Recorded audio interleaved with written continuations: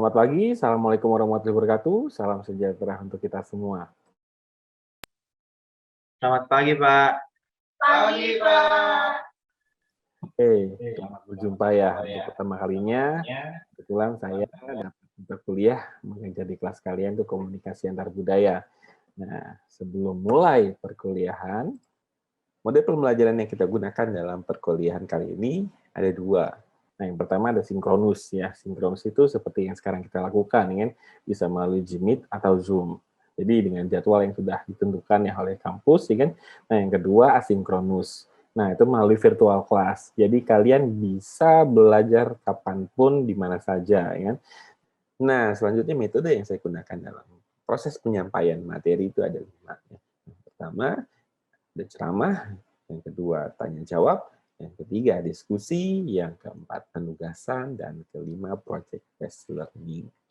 Nah, yang kelima ini, jadi nanti kalian akan membahas kasus-kasus yang terjadi yang berkaitan dengan komunikasi antar budaya. Nah, di poin yang kedua dan ketiga, tanya jawab dan diskusi, kalian akan mendapatkan banyak poin di sini.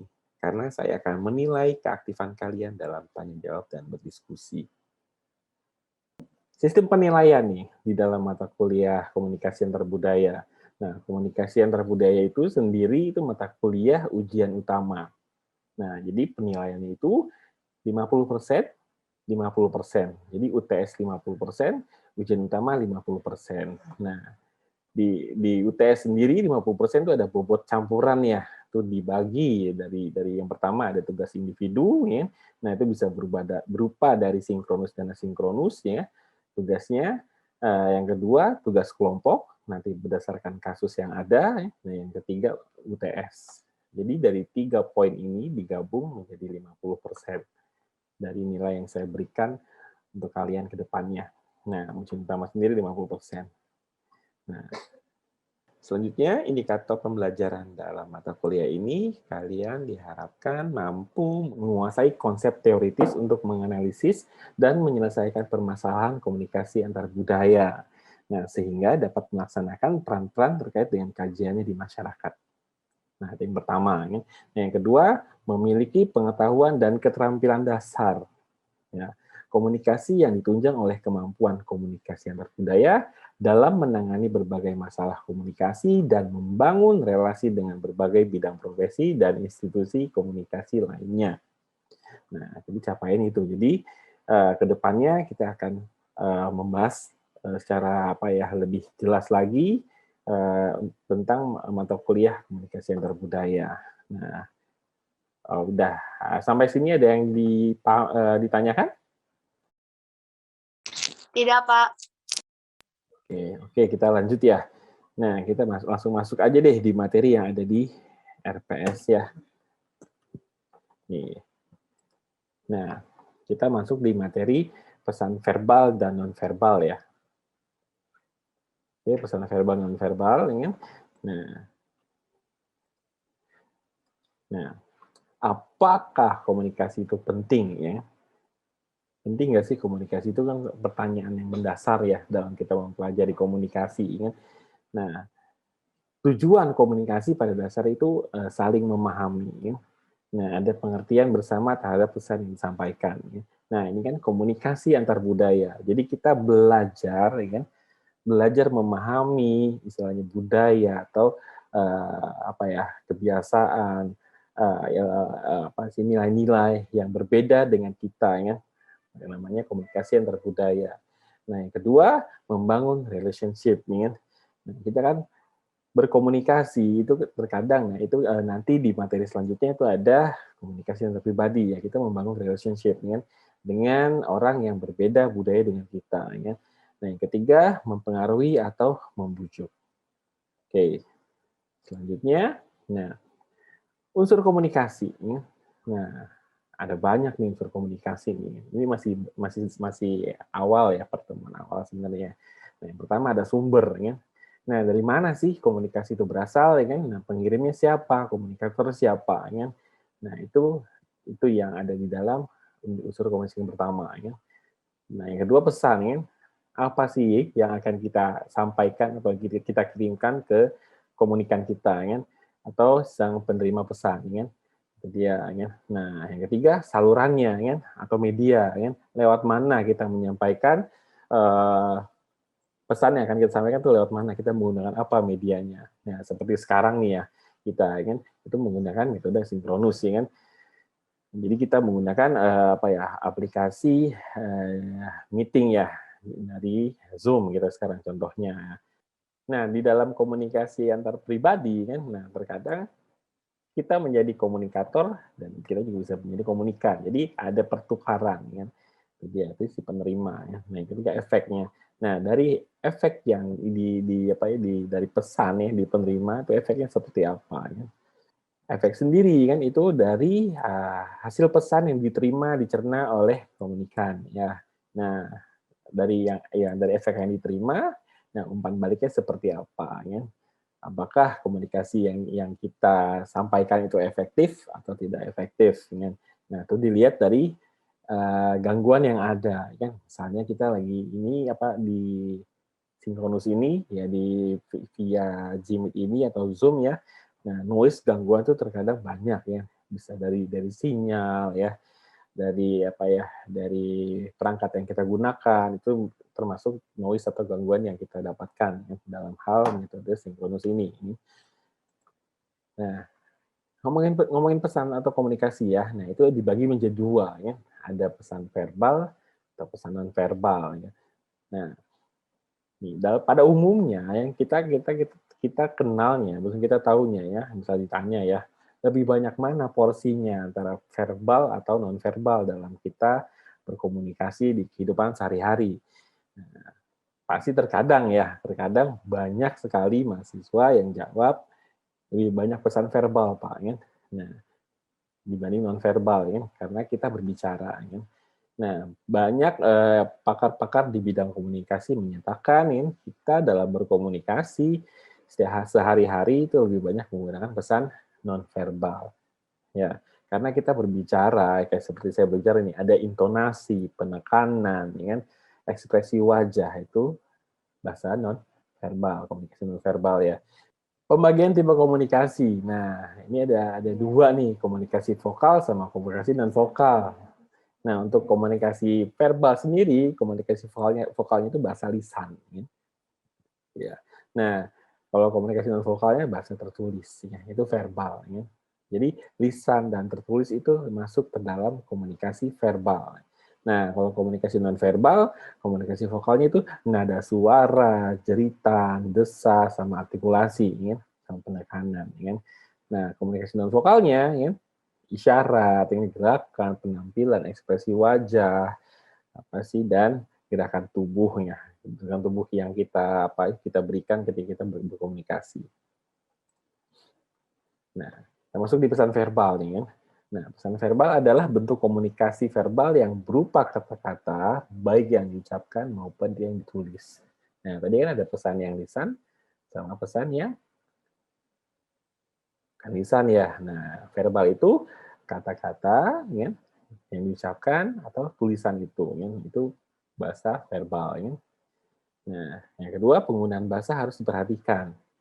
Ya, karena kita berkomunikasi itu kita rujuk lagi di esensi komunikasi ya di awal di materi di perkuliahan sebelumnya ya, tingkat 1 ya. Nah, itu ada esensi komunikasi manusia ya. Itu salah satunya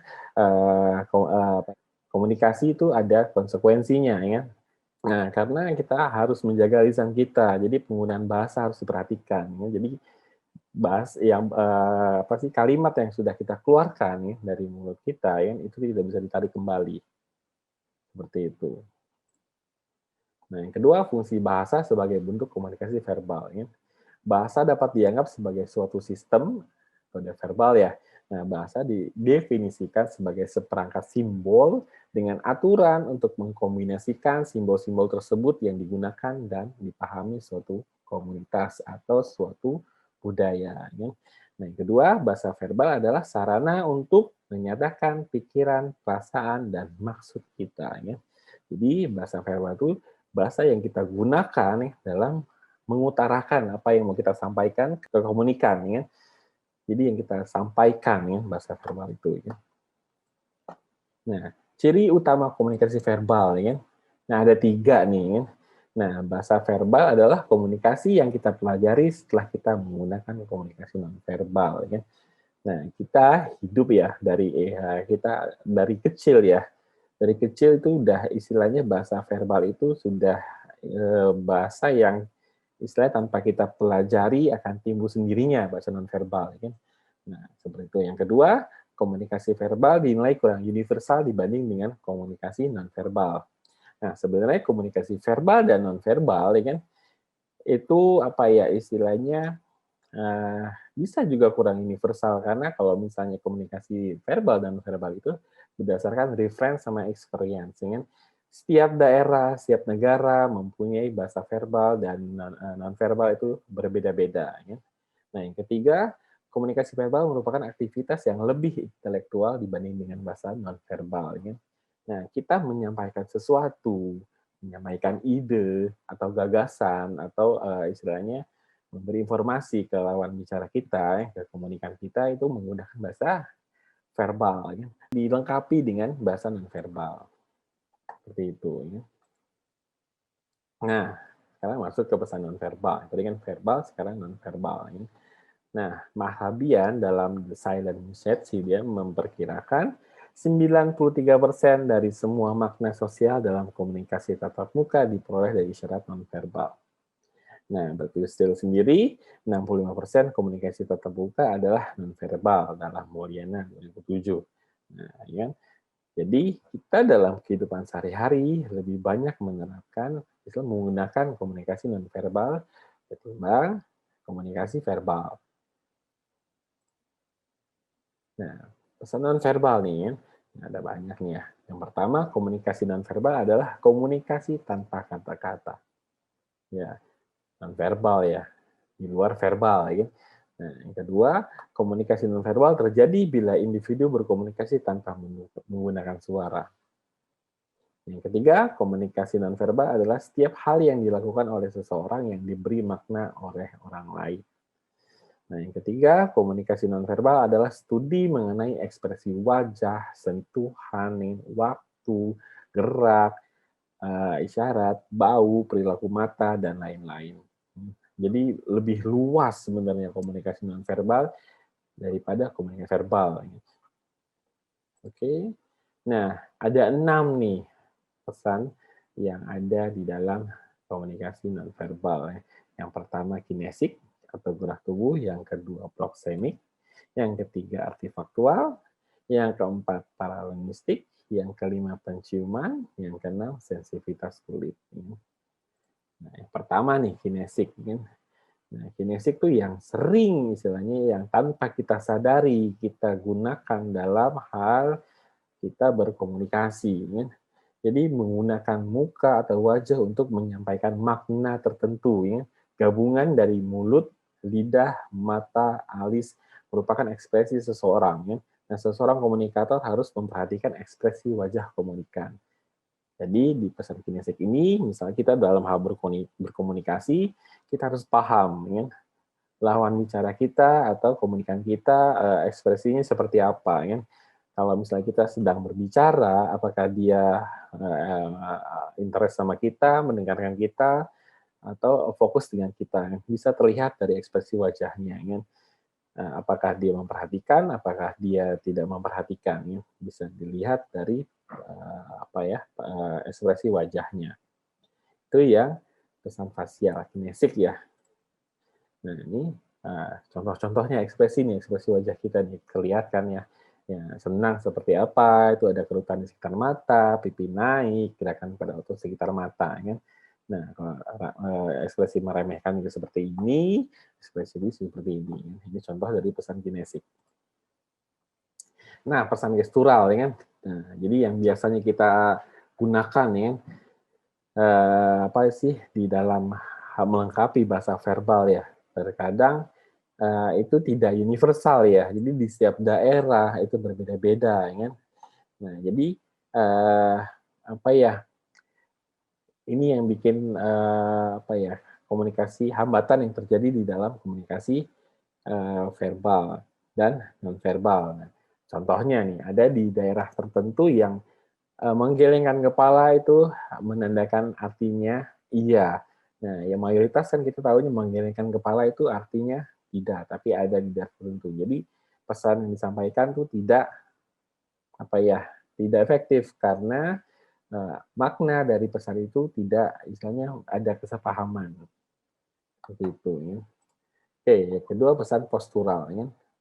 Nah, berkenaan dengan keseluruhan anggota badan, ya, Mahaben menyebutkan 3 makna dari pesan postural itu ada. Yang pertama, mediasi, ya. Ungkapan kesukaan atau ketidaksukaan terhadap individu yang lain. Ya. Nah, misalkan kita berkomunikasi nih, ya, bertemu dengan orang ya, yang ternyata orang itu tidak suka atau tidak tertarik dengan kita. Ya. Misalnya kita duduk di sampingnya atau kita berkomunikasi, nah dia menghindar atau kita duduk di sebelahnya dia berpindah tempat atau kita berbicara dia memalingkan muka. Nah, itu contoh dari mediasi ya. Nah, yang kedua power ya. Jadi mengungkapkan status yang tinggi dari komunikator. Nah, ini contoh power ini ada di gambar yang di sebelah kanan ya. Ada seorang laki-laki yang berpenampilan rapi memarahi bawahannya ya. Jadi itu contoh dari power ya. Nah, yang ketiga responsiveness ya. Mengungkapkan reaksi emosional individu pada lingkungannya secara positif dan negatif. Ya, ini contoh gambarnya yang di bawah ya. Ketika kita misalnya back dulu. Nah, contoh lainnya sering lah ya dalam kehidupan sehari-hari. Misalnya kalian dari ketika kalian bertemu dengan orang, ya, jadi bisa terlihat dia itu responnya positif atau negatif dengan kita. Ya. Oke, lanjut ini. Nah, proxemic ini jarak. Ya. Ada 3 sebenarnya. Jadi pesan proxemic disampaikan melalui pengetahuan jarak dan ruang. Ya. Tadi udah ada apa sih istilahnya gestural, ekspresi, nah sekarang jaraknya. Nah, ada 3, ada jarak intim, jarak akrab, dan jarak formal. Ya. Nah, biasanya kita gunakan dalam hal berkomunikasi. Nah, kalau misalnya jarak intim itu biasanya digunakan dalam berkomunikasi, contohnya dengan hubungan suami istri, ya, atau dengan orang tua dan anaknya, ya kan? Yaitu jarak intim. Nah, kalau jarak akrab dengan teman sebaya atau dengan sahabat itu jarak akrab. Nah, jarak formal antara kita dengan istilahnya khalayak umum atau orang yang baru kita temui ya. Nah, itu jarak formal. Bisa seperti itu. Nah, selanjutnya pesan artifaktual ya. Nah, pesan artifaktual diungkapkan melalui penampilan tubuh, ya, pakaian dan kosmetik. Nah, pakaian menyampaikan pesan. Ya. Nah, pakaian terlihat sebelum suara terdengar. Nah, kayak contohnya di samping ini nih.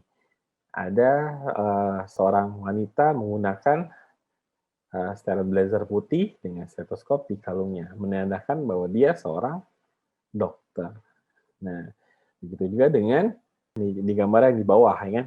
Nah, ada selendang yang dikalungkan ya, menandakan kalau misalnya itu contoh di gambar itu Miss Universe. Selanjutnya pesan paralelistik, ya.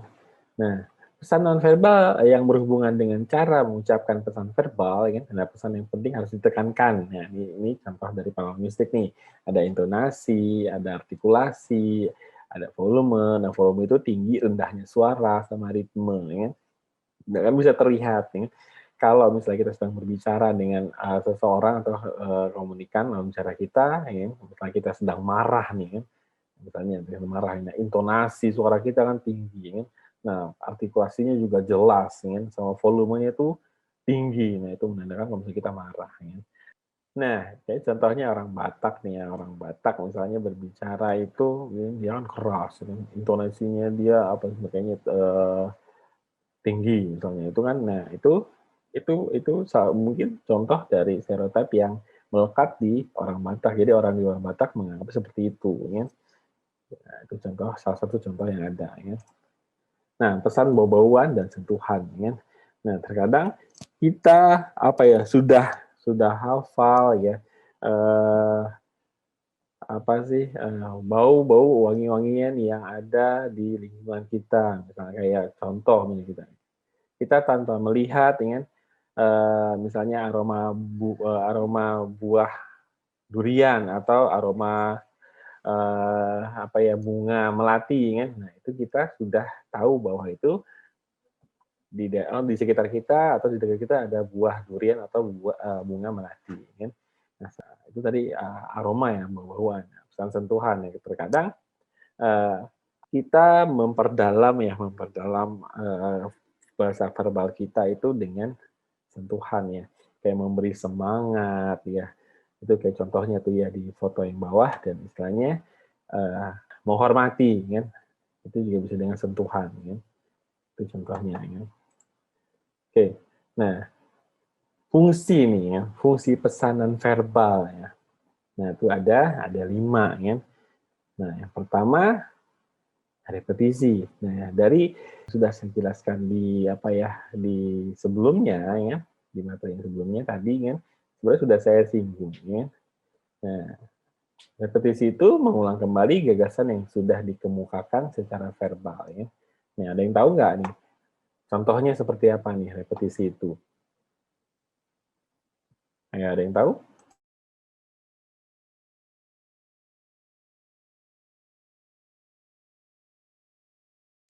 Saya, Pak. Ya, silakan. Kalau repetisi itu contohnya kayak misalkan ada yang nanya ke saya udah makan apa belum? Saya jawabnya belum, tapi sambil ngegeleng juga, Pak. Oke, jadi melengkapi ya kan? Jawab belum dengan menggelengkan kepala ya. Itu repetisi ya, tepat sekali. Itu salah satu contohnya ya. Untuk kalau misalnya tadi belum menggelengkan kepala, atau misalnya sudah menundukkan kepala ya. Atau misalnya tidak ya, mengatakan tidak ya, bisa juga menggelengkan kepala, atau dengan istilahnya dengan lambaian tangan. Lambaian tangan juga artinya lebih banyak sebenarnya ya. Bisa tidak atau dadah ya di dalam kehidupan kita ya sehari-hari. Oke, terima kasih Friska ya. Nah, yang kedua nih, substitusi. Nah, substitusi itu menggantikan lambang-lambang verbal ya. Nah, ada yang tahu nggak ya? Contohnya seperti apa? Saya tahu, Pak.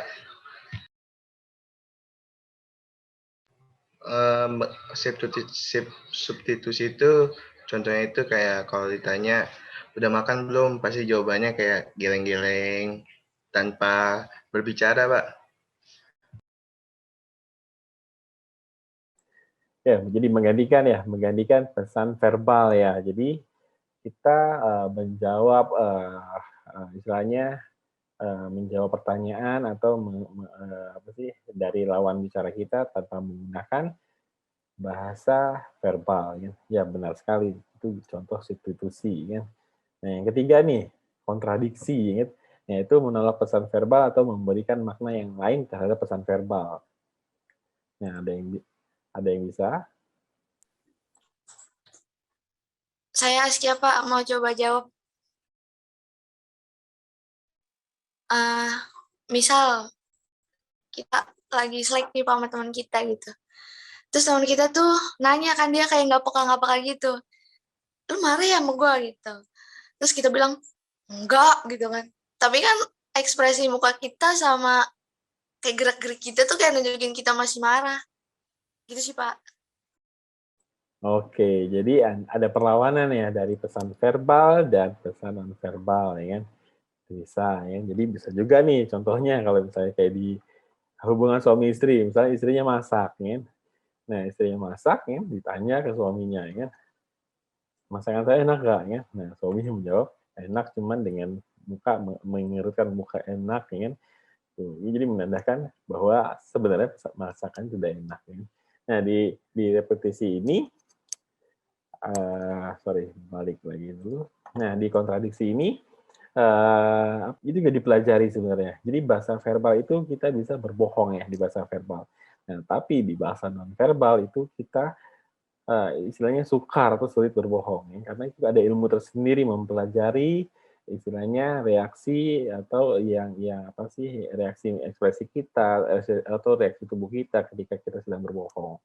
Nah, itu untuk kontradiksi ya. Jadi bisa lebih jelas lagi kita pelajari. Nah, yang keempat nih. Yang keempat tuh ada komplement. Nah, komplement ada yang bisa jawab nggak nih komplement? contohnya apa nih? Jadi melengkapi dan memperkaya makna pesan nonverbal. Saya Pak, mau jawab Pak. Jadi menurut saya itu komplement tuh kayak misalkan dosennya itu sudah melebihi jam waktu mengajarnya. Nah, terus kita sebagai mahasiswa tuh kita melihat ke dosennya, tetapi kita juga melihat ke jamnya bahwa menunjukkan itu udah melewati batas mengajarnya, Pak. Oke, wah sudah apa ya istilahnya, sudah sama apa sih, sudah pada paham ya ini semuanya nih ya. Nah, paling terakhir itu ada aksentuasi ya. Nah, aksentuasi itu menegaskan pesan verbal atau menggarisbawahinya. Nah, contohnya nih, kayak deh sekarang ya. Nah, contohnya ya ketika sedang marah, ketika sedang senang, ya. Nah, itu kan ekspresi kita berbeda, ya. Seperti itu. Jadi kalau kita sedang marah, ya, penekanan suara kita, ekspresi kita itu berbeda. Itu contoh dari aksentuasi. Nah, selanjutnya perbedaan komunikasi verbal dan nonverbal ya. Nah, yang pertama tuh ada di structure dan non-structure ya. Nah, komunikasi verbal itu sangat terstruktur ya, mempunyai hukum aturan atau aturan-aturan tata bahasa. Ya.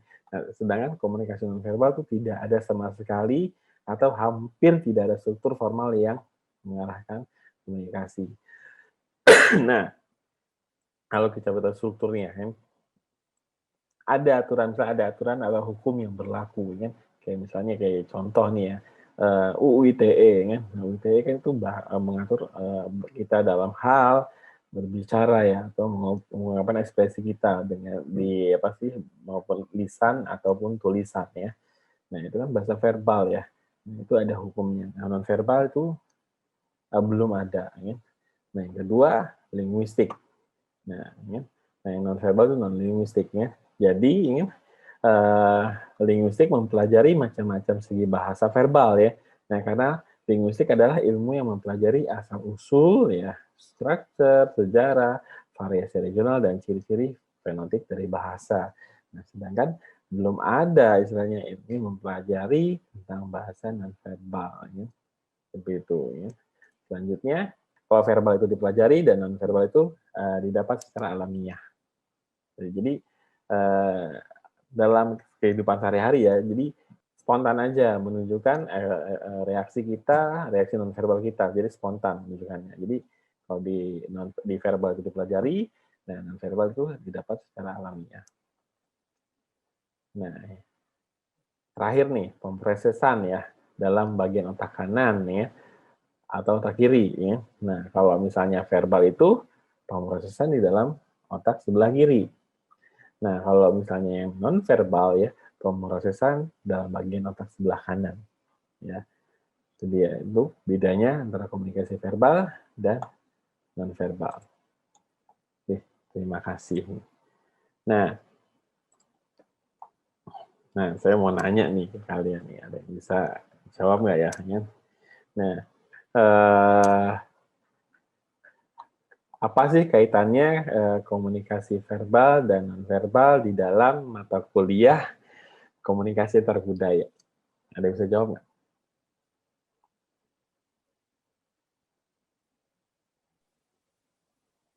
Coba Pak, saya lagi Pak.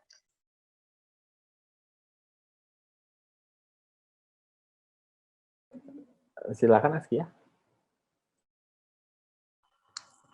Ini menurut saya aja ya Pak. Karena kan kita tinggal di Indonesia nih, budayanya banyak, beda-beda juga gimana cara ngekspresiin komunikasi lewat verbal atau non-verbalnya. Nah, jadi dengan kita belajar kayak gini, kita jadi bisa lebih ngerti gitu, Pak. Apa sih untuk memahami dan menyeimbangi verbal dan non-verbalnya budaya-budaya lain gitu.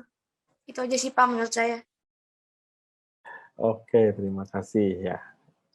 Nah, jadi apa sih istilahnya apa ya kaitannya antara komunikasi verbal dan non-verbal di dalam komunikasi antar budaya ya.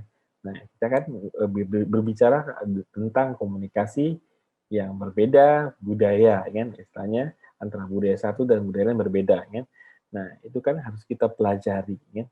Nah, verbal dan non-verbalnya, kan, karena di setiap budaya itu berbeda pasti, kan.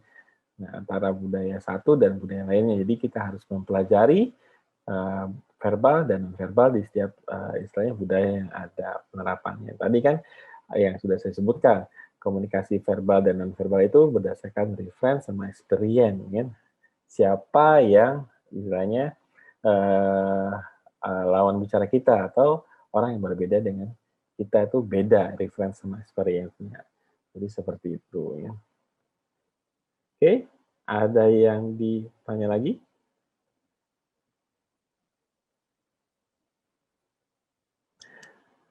Jelas ya, sudah jelas. Kalau kalian mau materi yang sudah saya sampaikan tadi, semuanya sudah saya upload ya, bahan ajar saya itu di staff site saya, ya. Jadi kalau misalnya kalian mau mengakses lagi untuk belajar ulang lagi, ya, tinggal kalian download di staff site saya di bahan ajar, sudah tersedia, ya. Nah, RPS-nya pun sudah ada di staff site saya, ada di sap.gunadarma.ac.id juga sudah ada. Jadi tinggal kalian download saja. Oke, kalau tidak ada lagi, perkuliahan kita akhiri sampai di sini. Terima kasih. Selamat pagi. Assalamualaikum warahmatullahi wabarakatuh. Waalaikumsalam warahmatullahi wabarakatuh. Selamat pagi, Pak. Terima kasih, Pak. Ya.